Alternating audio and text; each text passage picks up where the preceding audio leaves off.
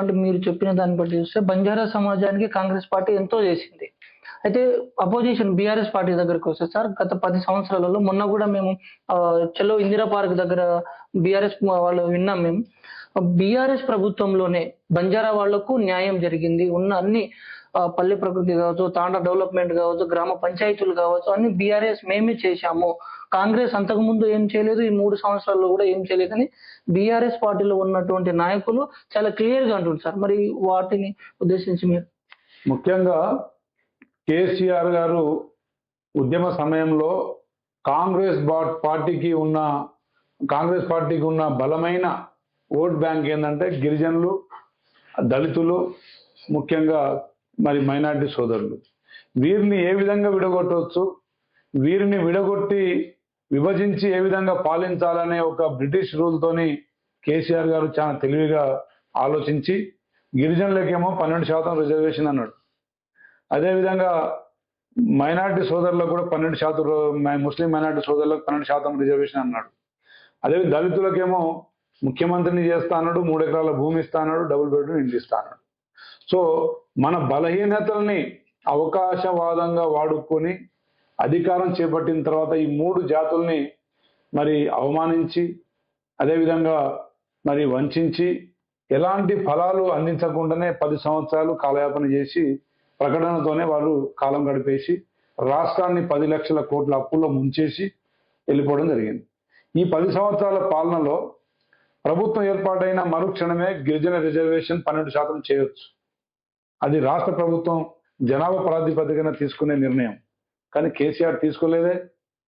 చివరిలో ఎన్నికలు సమీపిస్తున్న 1 సంవత్సరం ముందు రిజర్వేషన్ని 12 అని చెప్పి 10%కి పెంచినట్టు పెంచి 9 సంవత్సరాలు, అంతకుముందు 10 సంవత్సరాలు ఉద్యమాల్లో పాల్గొన్న విద్యార్థులు, తర్వాత ప్రభుత్వం ఏర్పాటైనాక మళ్ళీ 10 సంవత్సరాలు అదే విద్యార్థులు, ఒక తరం బంజారా విద్యార్థులు మరి వారి నైపుణ్యతను కోల్పోయి, వారి విద్య ఉపాధి అవకాశాలు మిస్ అయి నష్టపోయిన జాతిగా బంజారా జాతిగా సమైక్య రాష్ట్రంలో అన్ని విధాలుగా లబ్ధి పొందిన జాతి ప్రత్యేక రాష్ట్రంలో మేము నష్టపోయినాం అనేది వాస్తవం.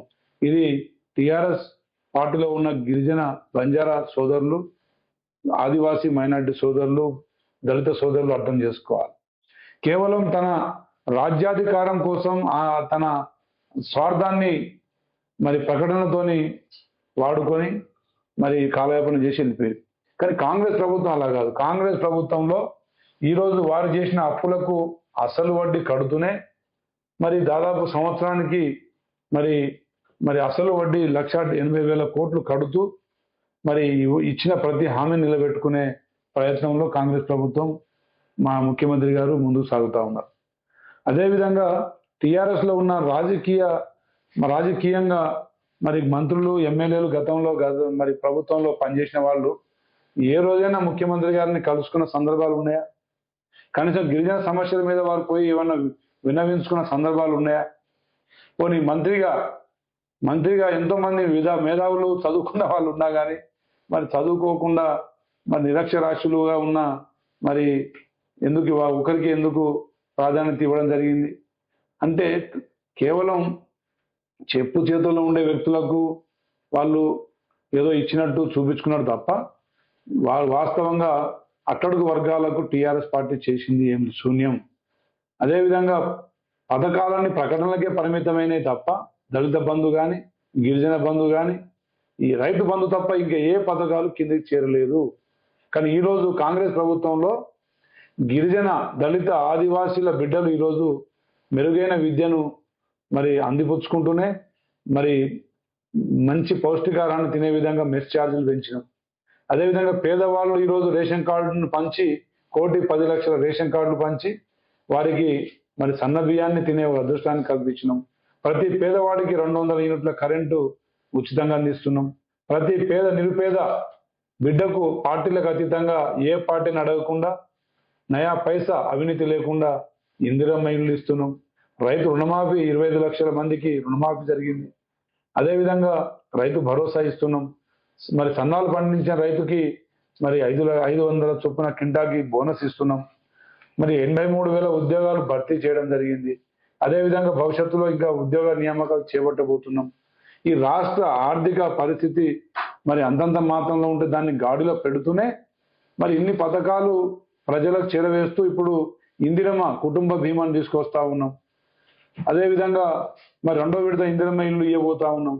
వాళ్ళు మొత్తం 10 సంవత్సరాల్లో కేవలం 2 లక్షల ఇండ్లుగా మాత్రమే కడితే ఈరోజు దాదాపు 4.5 లక్షల ఇండ్లు పూర్తి చేస్తూ ఇంకొక 3.5 లక్షల ఇండ్లు పేదలకు ఇవ్వబోతున్నాం.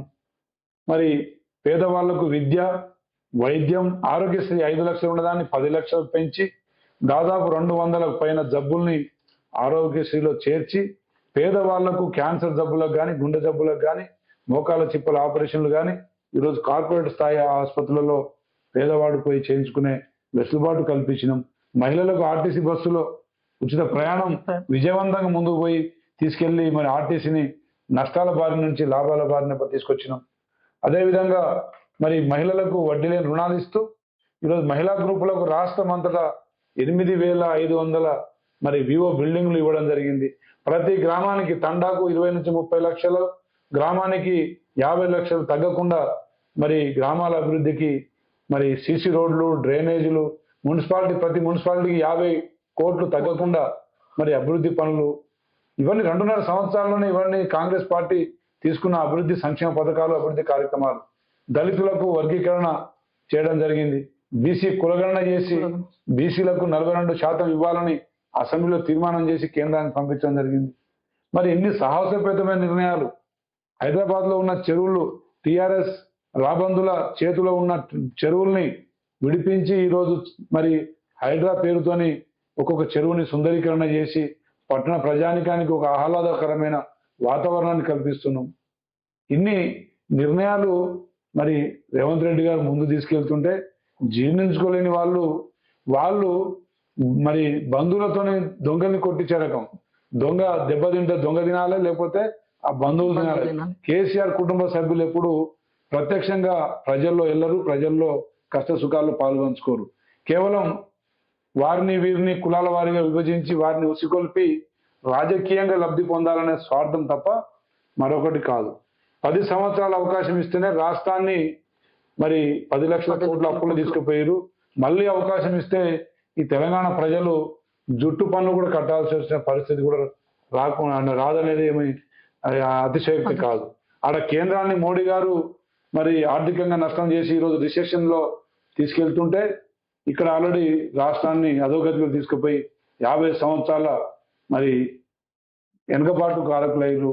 కాబట్టి ఈ దేశానికైనా రాష్ట్రాలకైనా పేద బడుగు బలైన వర్గాలకు ఆశ మరి జ్యోతి గాని కాంగ్రెస్ పార్టీ, కాంగ్రెస్ ప్రభుత్వాలు మాత్రమే. సార్ మరి